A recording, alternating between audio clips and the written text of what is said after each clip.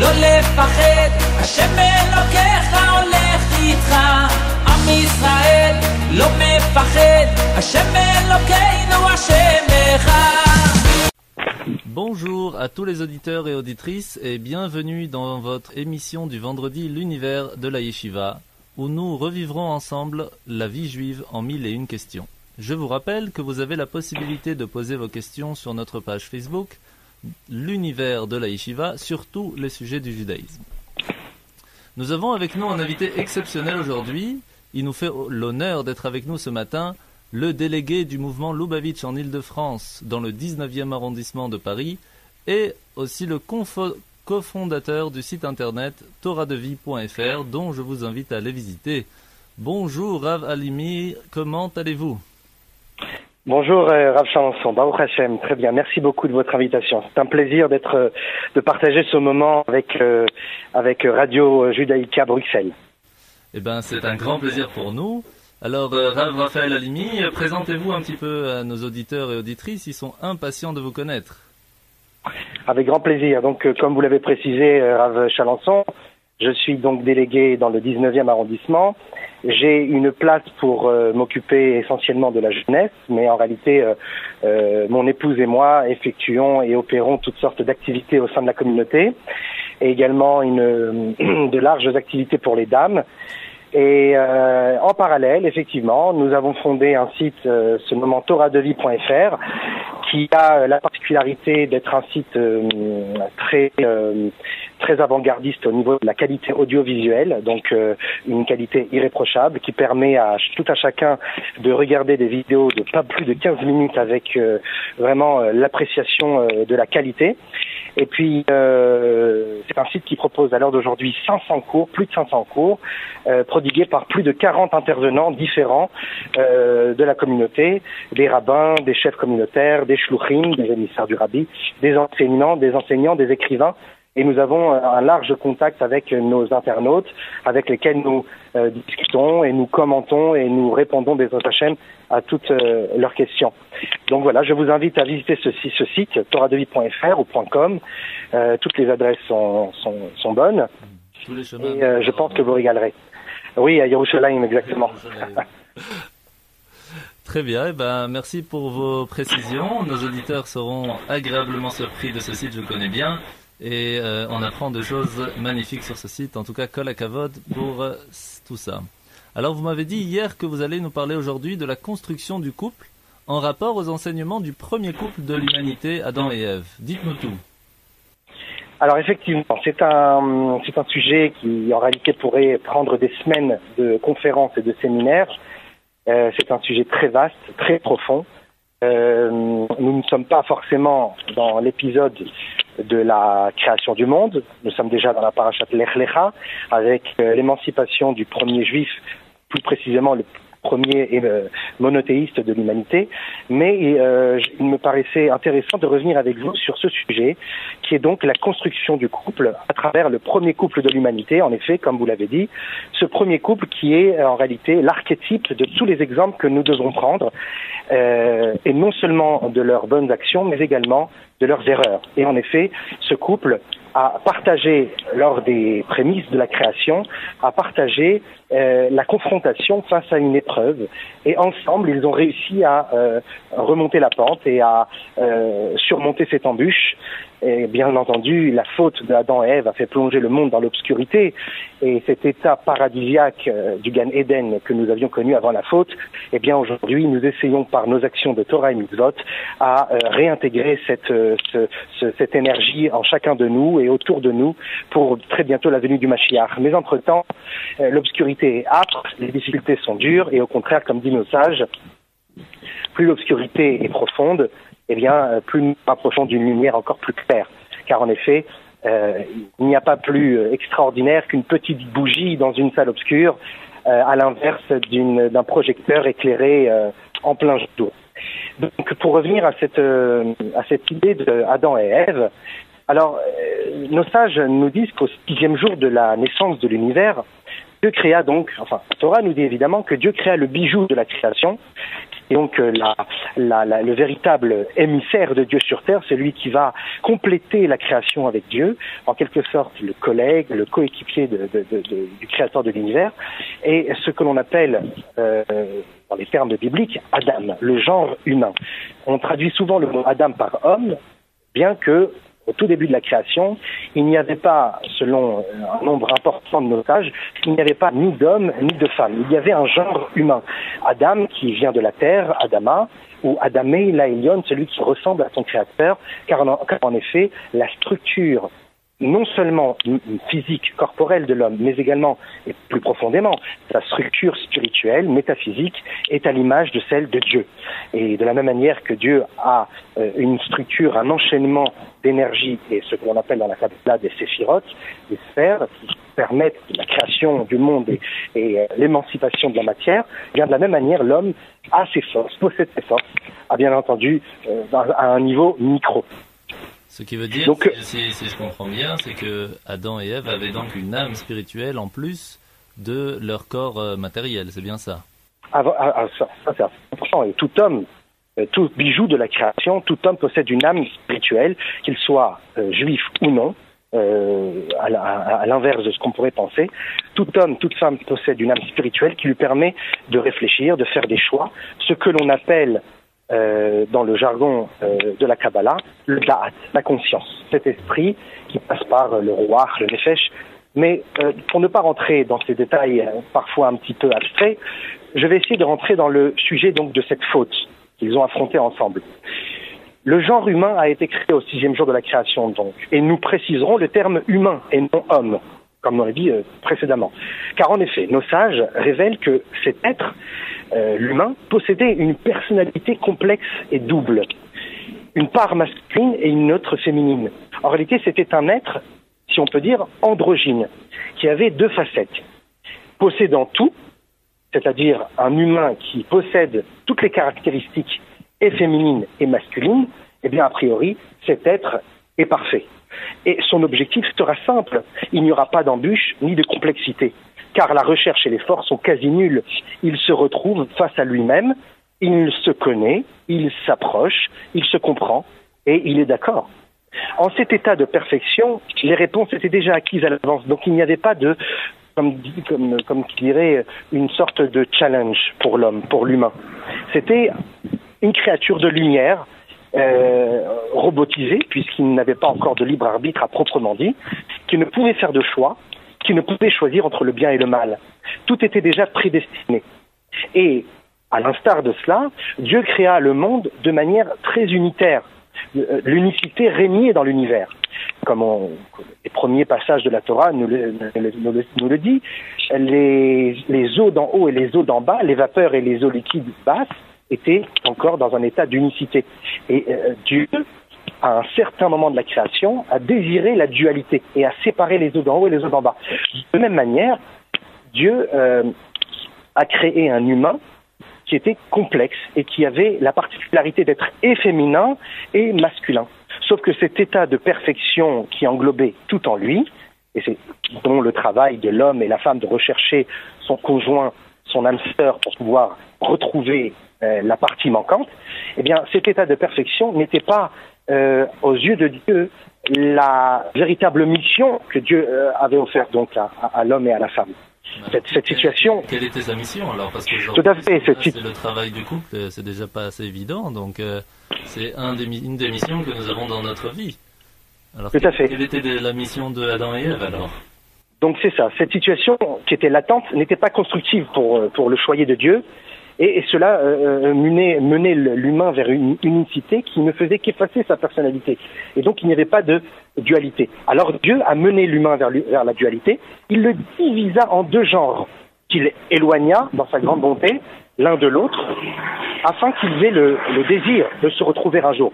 Sur le fait de se retrouver un jour, nous développerons ce dernier concept une prochaine fois si Dieu le veut, et si bien sûr vous le voulez. Mais pour l'heure, ce que nous retiendrons ici aujourd'hui, c'est l'idée suivante. C'est que l'humain fut en quelque sorte segmenté en deux genres distincts, chacun d'eux possédant des pouvoirs que l'autre n'a pas. Et c'est alors qu'on arrive à cette conclusion, il n'y a pas de supériorité, il y a complémentarité. On se pose souvent cette question en nous disant, On sait que certaines religions prônent la valeur de l'homme sur la femme. Et aujourd'hui, les mouvements féministes en émancipation contre cette idée. Or, à l'encontre de ce qu'on pourrait penser, le judaïsme n'est pas du tout formé de cette manière. Elle n'offre pas de rôle à la femme par rapport à l'homme. Elle ne fait que compléter ce que l'homme ne peut faire. Et quand je parle d'homme, je parle d'humain. En réalité, l'homme et la femme, les deux, sont les acteurs principaux d'une même scène. Ainsi, nous saisissons pourquoi un tel façonnage, c'est-à-dire la séparation de l'homme et la femme, ne fut pas engagé dès le début de la création.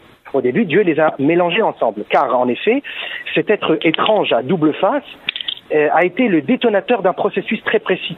Il n'y a eu ni erreur ni réparation de la part du Créateur, et il fut nécessaire de passer par cette étape d'unicité où masculinité et féminité vivent au sein d'un même corps, d'une même âme, pour une seule et même mission. Et la séparation n'apparaît qu'en deuxième période. D'ailleurs, comme on l'a dit tout à l'heure, les liquides du haut, les liquides du bas ont été séparés bien après dans l'ordre de la création. Et cela nous permettra au couple de mieux comprendre leurs différences et d'affronter cette dualité de la meilleure façon par la suite. Comme dit le Rabbi de Lubavitch dans une lettre, il dit que la meilleure manière de s'unir avec son épouse, et de manière générale dans la vie, de manière sociologique, eh bien, il faut d'abord apprendre à se désunir, à comprendre que nous sommes différents l'un de l'autre et que nous avons des capacités et des personnalités, des traits de caractère complètement parfois opposés.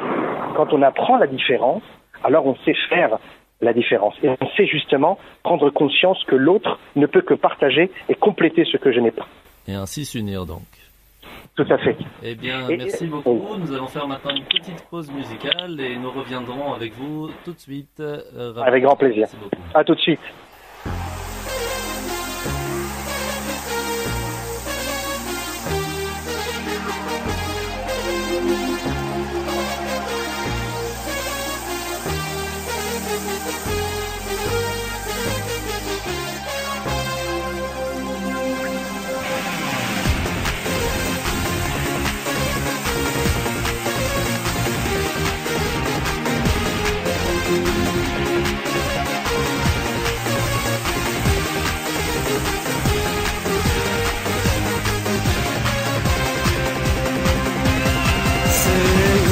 שיור ראשיכם וינוסו בישראל ויובוי מלך הכובוי צלו שיור ראשיכם וינוסו בישראל ויובוי מלך הכובוי צלו יוי יוי יוי כדי לילה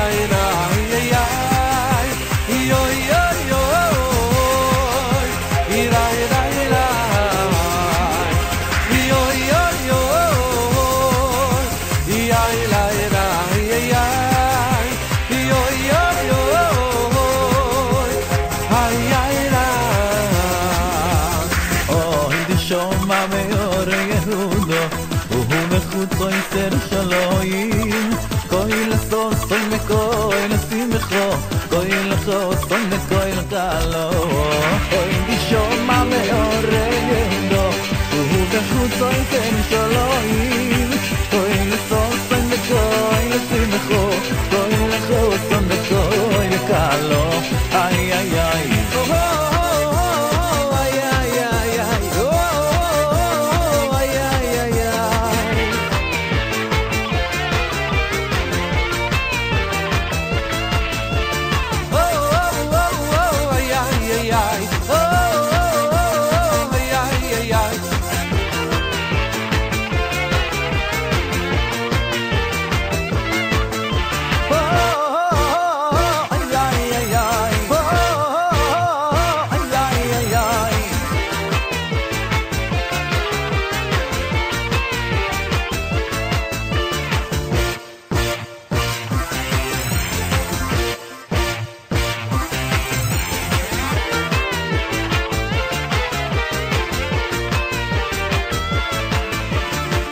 כיצד מרקדים לפני הקלות, כיצד מרקדים לפני הקלות, כן יצד מרק דין לפני הקלו, כן יצד מרק דין לפני הקלו, כן יצד מרק דין לפני הקלו, כן יצד מרק דין לפני הקלו, כן יצד מרק דין לפני הקלו, כן יצד מרק דין לפני הקלו. איי הלילה בוי אוי אוי, איי הלילה בוי אוי אוי, איי הלילה בוי אוי אוי, איי הלילה בוי אוי, איי הלילה בוי אוי אוי, איי הלילה בוי אוי אוי, איי הלילה בוי אוי אוי, איי הלילה בוי אוי אוי. והי רושם אלוהינו ישומע באורי יהודו ובחוצויס ירושלים להי רושם אלוהינו ישומע באורי יהודו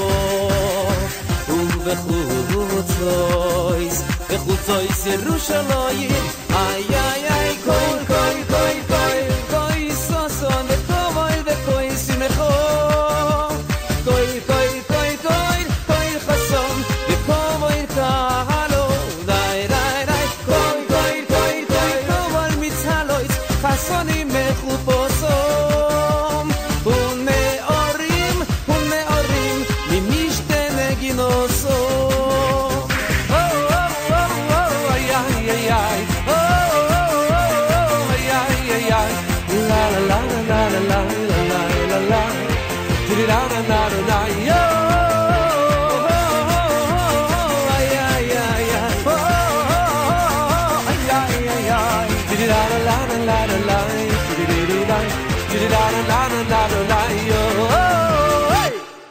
Re-bienvenue à tous et à toutes sur Radio Judaïka dans votre émission L'univers de la Yeshiva, où nous revivrons ensemble la vie juive en 1001 questions. Je vous rappelle que nous avons avec nous le Rav Raphaël Halimi, qui nous fait l'honneur de sa présence en direct de Paris 19e, où il prend vraiment de son temps précieux pour nous accorder la chance et le plaisir de l'écouter sur les ondes de Radio Judaïka. Merci encore, alors dites-nous un peu la suite, nous sommes tout oui.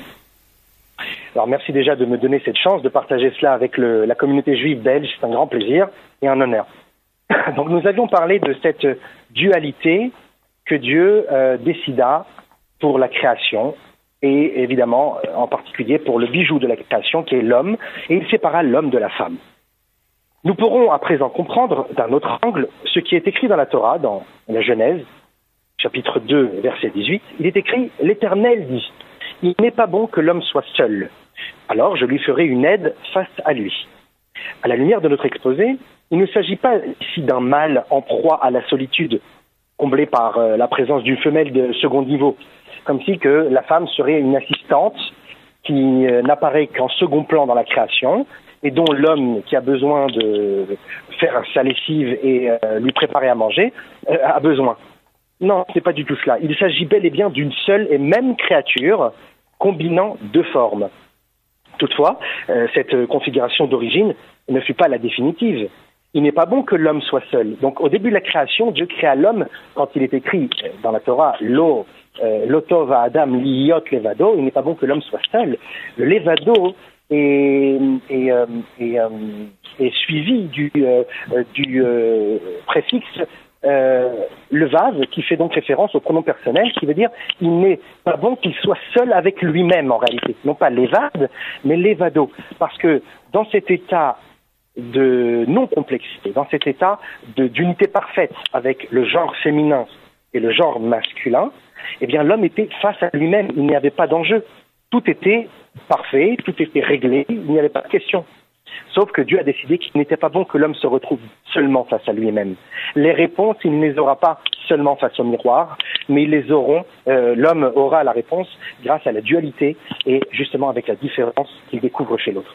Et donc c'est pour ça qu'on peut comprendre différemment ce texte en disant il n'est pas bon que l'humain en réalité, cet état d'humain avant d'être homme et femme, il n'est pas bon que l'humain ne soit pas seul, il n'est pas bon que l'humain soit singulier en réalité. Alors Dieu décida que le genre humain soit inéluctablement partagé en homme et femme. Et cette dernière, la femme, demeurera autant que l'homme la base de tout l'édifice. ils se partagent des tâches. La femme n'apparaît pas en second plan dans l'histoire, mais se voit confier une plume pour en écrire, si on peut dire, une à sa manière, une histoire à sa manière. C'est un peu comme ce qui est écrit dans la Torah, que la Isha, la femme, c'est Ekeret Abaït, c'est quand même elle la base de la maison. Donc, Tout à fait. Et pour ajouter à ce que vous dites, Rav, c'est que Ish et Isha ont la même étymologie. Il n'y a que le Yud ou le He, qui fait référence à la suprématie de Dieu, qui partage la vie de couple, qui apparaît dans ce couple. Mais en réalité, ensemble, ils ont ces deux valeurs qui sont le Aleph et le Shin, qui sans Dieu, malheureusement, peut donner le Hesh, le feu. C'est pour ça qu'on a besoin du Yud-Ke, qui est donc la valeur suprême de la suprématie divine. Donc c'est pour finir, si je comprends bien, c'est l'homme, c'est le Ish, en hébreu, c'est bien ça, et dans la femme, c'est Isha. Donc c'est la même lettre, sauf que chez l'homme, il y a le Yud, à part le Hesh, Ish, et chez la femme, Isha, il y a le He en plus, à la place du Yud. Ce qui fait Yud, Tout à fait. C'est ça qui fait donc le lien entre les deux, entre le couple, le Dieu. C'est ça. Tout à fait.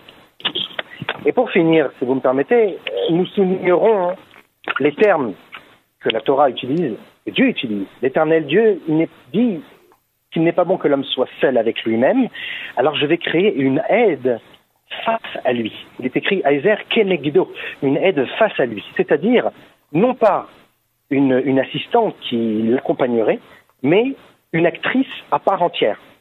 Ne serait-ce qu'une assistante, une espèce de service rendu aux hommes par la gente féminine, il n'en est rien. Et de là, nous pouvons comprendre la colère des mouvements féministes, car la Torah ne prodigue pas cet enseignement.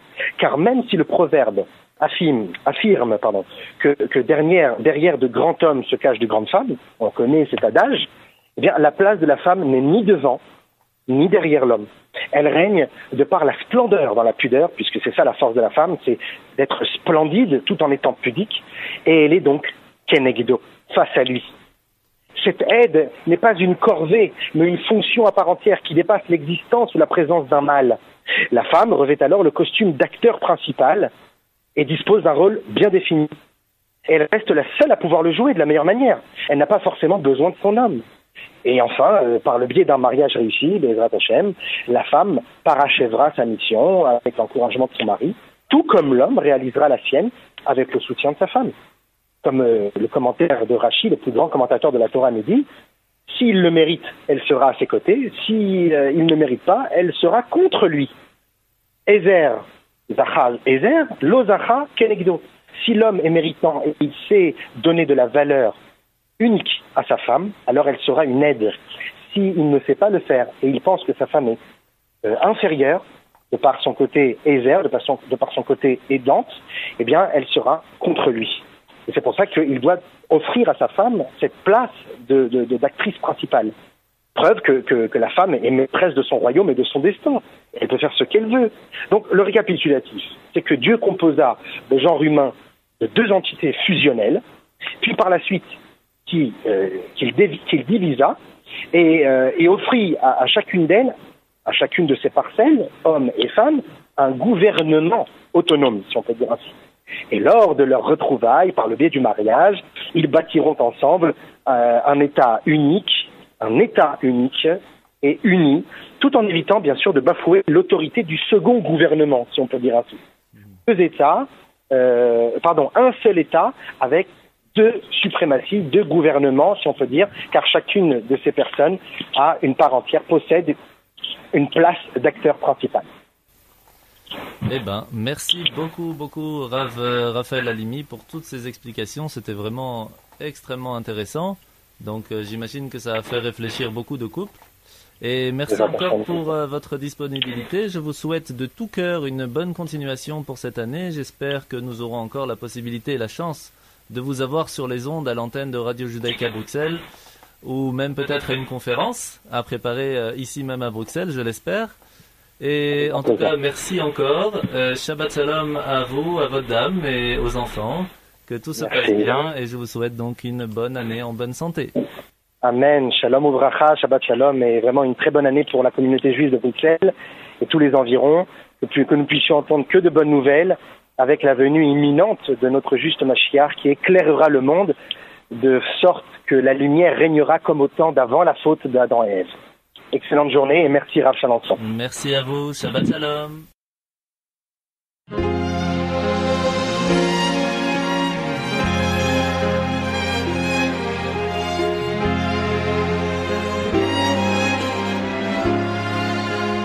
Bonjour à toutes et à tous. Flash spécial ce matin. Il y a 2 jours, un grand chassid nous a quittés, un grand Rav. Nous avons appris le décès du Rav Shmuel Azimov, Shaliach, délégué du Rabbi de Lubavitch à Paris et de Île-de-France. Nous avons ce matin avec nous Monsieur Shlomo Brodovitch, ingénieur et écrivain à Paris. Il a été lui-même une des premières personnes à avoir vécu avec le Rav Azimov la création et la fondation de la jeunesse Lubavitch à Paris en Île-de-France. Il est avec nous ce matin pour nous parler de ce grand homme. Bonjour. Bonjour Monsieur Brodovitch. Alors dites-nous, qui était le Rav Azimov? Qui était-il et qu'a-t-il apporté au paysage parisien? Et quel héritage nous a-t-il laissé? Alors, je crois que tout d'abord, il faut situer le contexte dans lequel le Rav Azimov a fait son apparition, en quelque sorte, dans le paysage juif français. Nous sommes au milieu des années 60. Et à ce moment-là, on vit une époque charnière pour le judaïsme français, dans la mesure où les communautés sfarades et ashkénazes commencent à se rencontrer, même si elles étaient présentes en France depuis beaucoup de temps, depuis pas mal de temps, mais elles n'avaient pas encore eu l'occasion de faire connaissance. Les ashkénazim sont évidemment là depuis longtemps, les séfaradim sont arrivés depuis quelques années, certains depuis assez longtemps au Maroc, une grande partie depuis le début des années 60 avec l'Algérie qu'ils ont dû quitter, et puis les premiers juifs de Tunisie commencent à arriver et ils rencontrent en fait le monde ashkénaze, et c'est la deuxième génération en fait qui rencontre, ce sont les secondes générations qui se rencontrent dans le sillage des écoles, des facultés.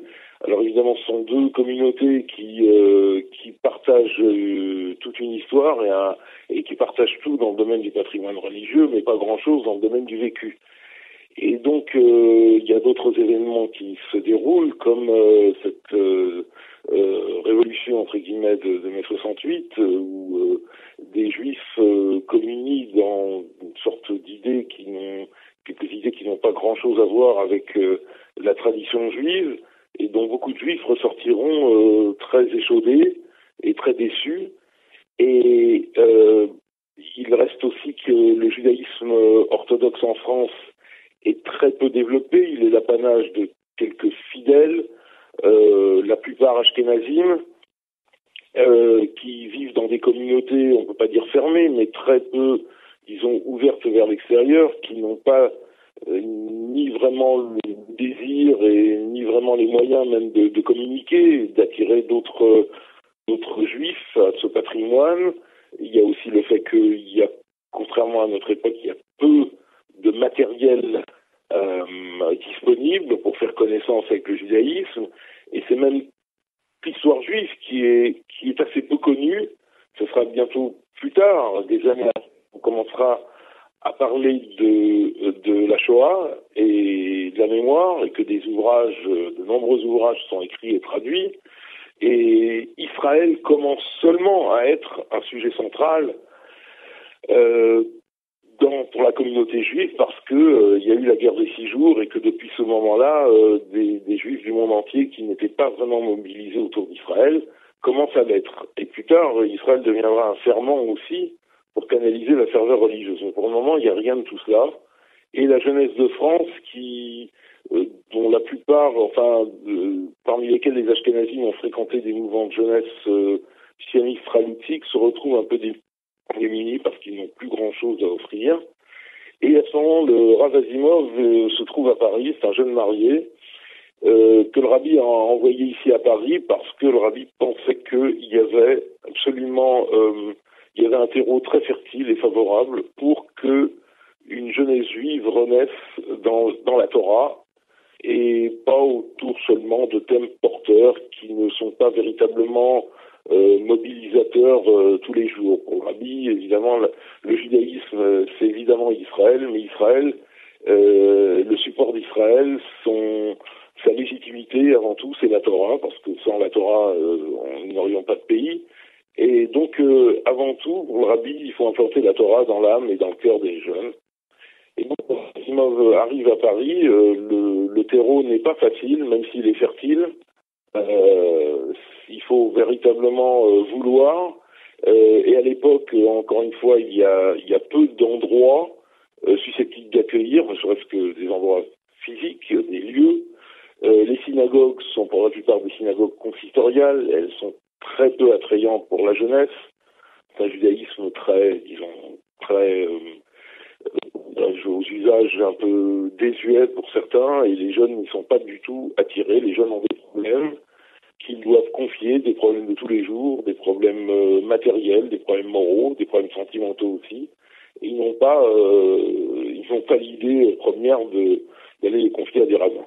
Merci Monsieur Brodovitch. Faisons une petite pause musicale.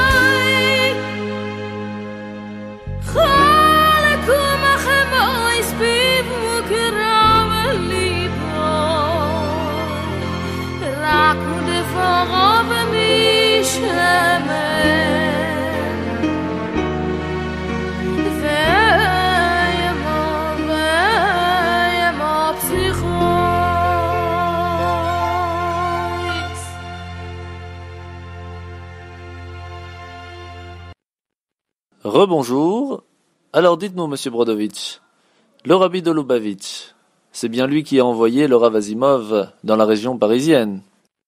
Alors le Rabbi de Lubavitch a pris la direction du mouvement un an après le départ de son beau-père, le Rabbi Yosef Yitzhak Schneerson, et le Rabbi a annoncé tout de suite la couleur à des gens qui étaient quand même stupéfaits d'un tel projet, à savoir diffuser la Torah dans le monde entier.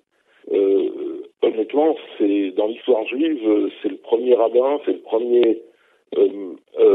première personne de l'orthodoxie vraie, sans compromis, qui décide un jour que le judaïsme ne doit pas être circonscrit au ghetto ou au quartier juif, mais il doit s'étendre dans le monde entier. Et le rabbi commencera par envoyer des personnes, déjà certaines, le rabbi précédent a envoyé certaines personnes en Tunisie, comme Rav Finson, et au Maroc, comme le Rav Matuzov, et d'autres, et qui ont déjà beaucoup, disons, fertilisé le terrain.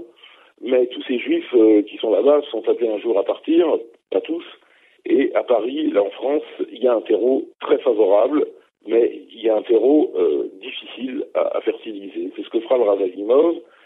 Il sera pour de nombreux jeunes une personne à qui ils pourront parler. D'abord, c'est un rabbin qui, même s'il ne parle pas un français excellent, parce qu'il a un français, disons, que parlent les personnes d'origine d'Europe centrale ou d'Europe de l'Est, mais il se fait comprendre et surtout, il a une immense convivialité. C'est un rabbin qu'on ne vous voit pas, les jeunes le tutoient, ils se sentent très proches de lui, ils peuvent lui confier beaucoup de problèmes, et des problèmes que parfois ils ne peuvent même pas confier à leurs parents. Et il a une grande disponibilité. C'est un monsieur qui ne compte pas son temps, qui ne compte pas ses heures, qui dort peu, et qui est toujours disponible, et qui va commencer tout de suite à diffuser des paroles de Torah. Il aura chez lui déjà, dans la chambre à coucher de son premier fils, un appareil de reproduction Gesteter qui fera, sur lequel il tournera des sirotes écrites sur des stencils, dont il fera des stencils et qu'il diffusera de façon un peu artisanale, mais ça se développera. Et puis peu à peu, il va d'abord donner des cours en banlieue, parfois par des froids assez rigoureux, avec sa bicyclette, parce qu'il n'a pas encore le permis. Il va très tard le soir dans des banlieues, et puis il donne des cours, et d'un coup, évidemment, son dévouement fait un peu tache d'huile. Les gens s'attachent à lui parce que c'est une personne extrêmement attachante, qui ne juge pas les gens, qui ne les critique pas, qui ne regarde pas comment ils sont habillés, ni leur degré de pratique. Il les focalise uniquement non pas sur ce qu'ils ont fait de mal, mais sur tout ce qu'ils pourraient faire de bien. Et peu à peu, une communauté se construit autour de lui. Il y a une synagogue Lubavitch à Paris, au 17 rue des Rosiers, où se déroulent des fêtes, et peu à peu, il y en aura une autre qui se trouvera rue Duc, et quelques autres qui se constitueront un peu en banlieue, de façon artisanale, parfois à l'intérieur d'autres communautés, ce qui fera parfois des frictions. Mais en tout cas, il y a tout un petit peuple qui s'agite autour du Rav Azimov et qui aime beaucoup sa personnalité attachante. Et évidemment, il ne faut pas oublier que dans cette intendance, il y a aussi la yeshiva Tomchet-Mimim de Brunois, qui est à 25 km de Paris, où se trouvent là-bas aussi des élèves extrêmement intelligents, dont certains parlent le français, et même pas mal, et qui sont en quelque sorte le support, disons, sur le plan de l'étude. Et cette yeshiva, des membres de ce qui est maintenant la jeunesse Lubavitch, à partir des années 70, vont y aller. Beaucoup, ils passeront des Shabbats. Dans un premier temps, le dimanche, les cours seront organisés dans un ancien local qui était le premier local de l'école Sinaï du Rav Pesner, et qui se trouvera au 44 rue du Temple, où des jeunes, plusieurs dizaines, se retrouveront pendant des années le dimanche après-midi à étudier avec les élèves de l'Yeshiva. Et donc tout ce petit monde va s'agiter, et ce monde, après, évidemment, va se marier, aura des enfants, et c'est toute une communauté qui, avec les années, on est quand même maintenant 54 ans après, plutôt 44 ans après, et tout ce petit monde va former une communauté.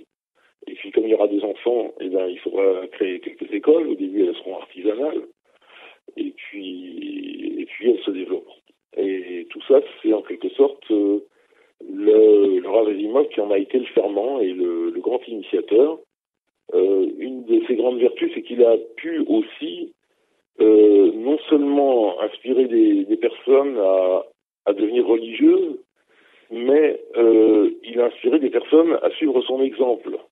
C'est-à-dire que, contrairement à ce qui pourrait se passer dans d'autres contextes, il n'était pas seulement un maître pour certains, il était un exemple. Donc beaucoup ont fait exactement ce qu'il faisait. Ils ont voulu le relayer, et c'est pas une, deux ou trois personnes, c'est plusieurs dizaines de personnes qui chacun, dans son quartier, dans son université, dans son bureau, ont redéployé le savoir-faire du Rav Asimov, et se sont en quelque sorte fait les relais du Rav Asimov. Il ne faut pas oublier qu'à l'époque, encore une fois, le Rav Asimov ne parlait pas extrêmement bien le français, mais qu'on comprenait quand même.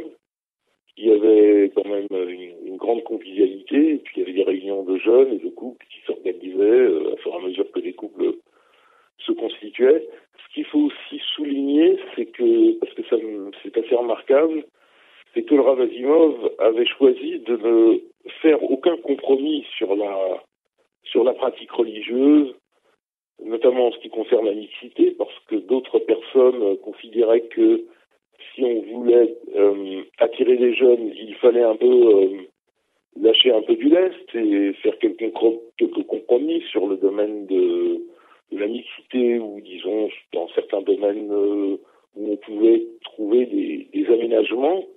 Et le Rav Asimov était un mélange à la fois de tolérance humaine, mais de fermeté dans ce qui était la vie juive et la loi. Et évidemment, en cela, il s'inspirait du rabbi, parce que le rabbi considérait que les jeunes ne seraient sensibles qu'à la vérité, même si elle était difficile à avaler au début, même si elle était difficile à adopter au début, mais que les jeunes ne seraient sensibles qu'à un discours intègre et cohérent et vrai. Et qu'un discours, disons, fait de compromis et de moyens de moyenner moyennement, serait peut-être reçu favorablement au début, mais qui n'aboutirait pas à quelque chose de solide. Et la vérité est que maintenant, on constate que maintenant, c'est plusieurs centaines de familles. Certains maintenant de la troisième génération sont aussi des émissaires dans des banlieues, dans des villes de France. Et donc, cet exemple se poursuit. Donc, en fait, l'héritage que le Rav Asimov laisse, c'est un héritage très très vivant, puisque même si vraiment on doit vraiment s'attrister considérablement de son départ, parce que 69 ans, c'est pas très vieux, mais en fait, il laisse un grand vide, mais il laisse en même temps une dynamique derrière lui. Et ces shluchim sont envoyés où ça? C'est en Ile-de-France, et puis il y en a qui sont maintenant en fait des Français qui sont des émissaires même à Shanghai, il y en a qui le sont en Argentine, il y en a qui le sont aux États-Unis, dans des communautés francophones, au Canada, évidemment en Israël, évidemment aussi, et donc tout ça c'est parti de l'initiative d'un seul homme qui a su, disons, toucher les personnes là où vraiment elles cherchaient certaines valeurs, et il a su combler ce vide, il a su nourrir en quelque sorte des gens qui à une certaine époque charnière de la France étaient en rupture de valeurs, d'abord parce que pour ce qui est des Ashkénazim, en dehors de ceux qui avaient gardé vraiment la tradition et qui n'étaient pas à convaincre,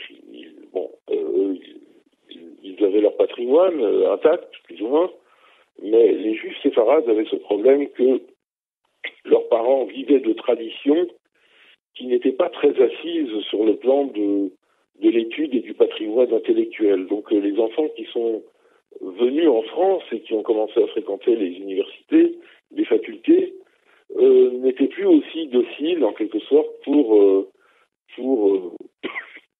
relayer leurs parents en mettant comme eux les tefilines, pour ceux dont les parents mettaient encore les tefilines, ou pour manger cachère, parce que ça devenait un plus grand défi qu'en Afrique du Nord, dans la mesure où on vivait dans le monde entièrement dans le monde des non-juifs, et qu'à l'époque, la cache-route n'était pas ce qu'elle est maintenant, n'était pas aussi diffusée.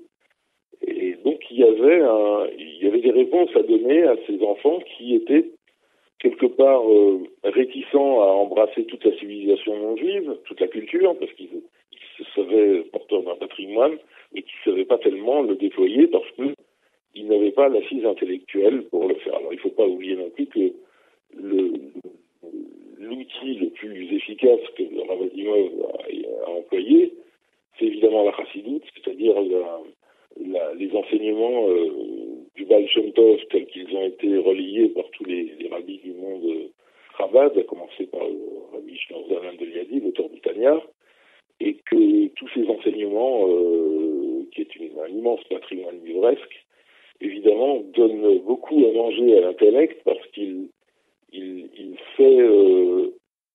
fait dire, au plan, il sait déployer de façon intellectuelle les concepts les plus profonds de la Torah et les rattacher à ce qui est la loi du quotidien. Et évidemment, tout ce patrimoine d'études hérité de la Kabbale, mais déployé depuis Rabbi Shlomo Zalman Yadi avec des outils intellectuels, évidemment, c'était la nourriture idéale pour des personnes qui avaient besoin de nourrir leur pratique de quelque chose d'intelligent. Et quel serait le message à retenir du Rav Asimov? Certainement de ne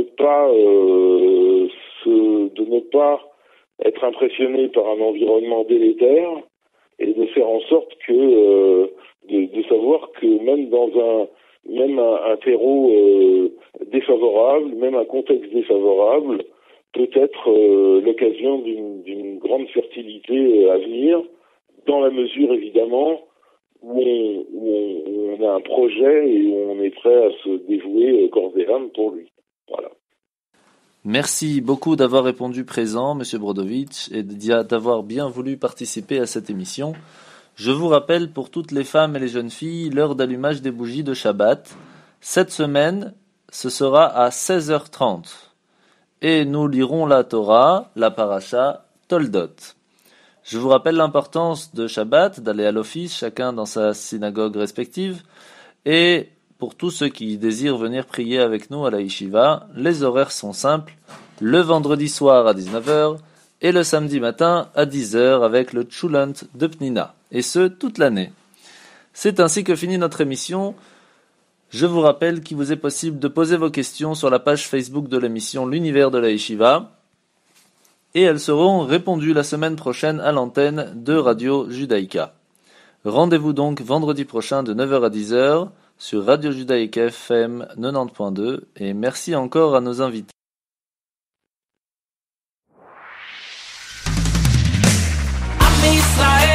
לא לפחד, השם אלוקיך הולך איתך.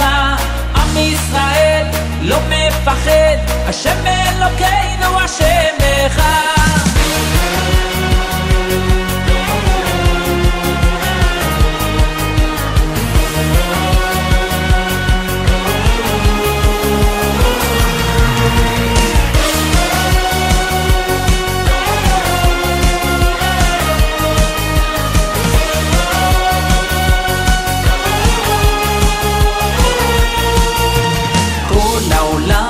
גשר צר, והעיקר לא לפחד כלל, ומלמעלה הוא שומר, צר ואויב לא יתקרב, אח לאח ויד ביד, ישראל זה עמך, ומלמעלה הוא עוזר, שומר שומר ישראל.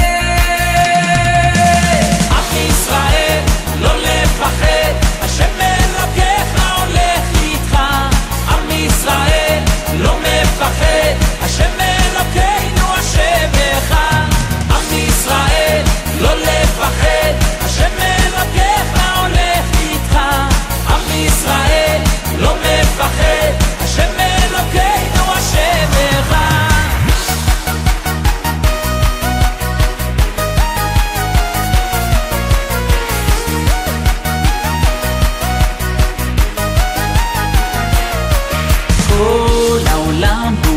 אשר צר, והעיקר לא לפחד כלל, ומלמעלה הוא שומר, צר ואויב לא יתקרב. אח לאח ויד ביד, ישראל זה עם אחד, ומלמעלה הוא עוזר, שומר שומר ישראל. עם ישראל לא לפחד, השם אלוקיך הולך איתך. עם ישראל לא מפחד, השם אלוקינו השם אחד. עם ישראל לא לפחד, השם אלוקיך הולך איתך. עם ישראל לא מפחד, השם אלוקינו השם אחד.